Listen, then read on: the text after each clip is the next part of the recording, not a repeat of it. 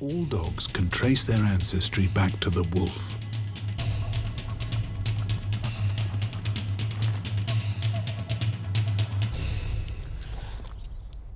So if all dogs came from one species, then how did they end up to be so many different shapes and sizes?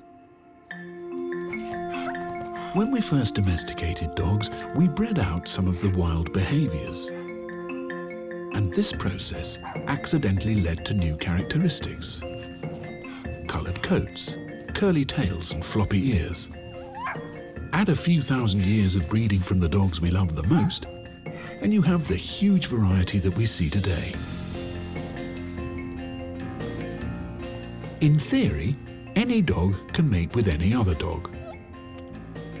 But practicalities get in the way. If humans were as different as a pug and a St. Bernard, then our heights would range from 65 centimeters to 10 meters tall. But there's one thing that just about every dog does. Bark.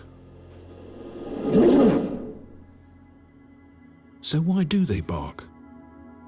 Where does it come from? Wolves don't bark. They howl.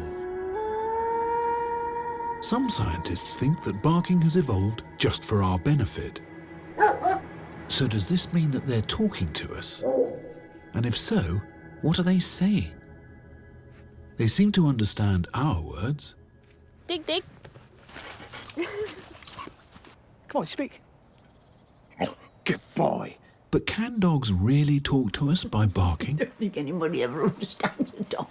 They understand you. I don't think you ever understand a dog. Let's see if these owners can understand what different barks mean. Put them on the dog. She'd probably be able to tell them better than me. Okay. Can't hear a thing. It's unhappy.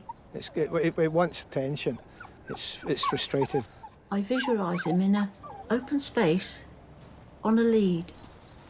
And he wants to be off and to go to somewhere or somebody.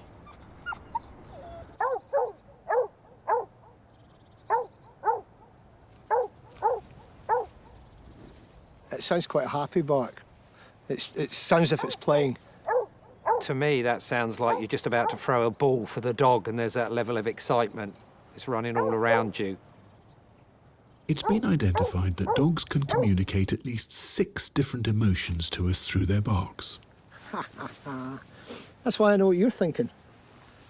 Well, it just proves, doesn't it, that dogs can talk by barking.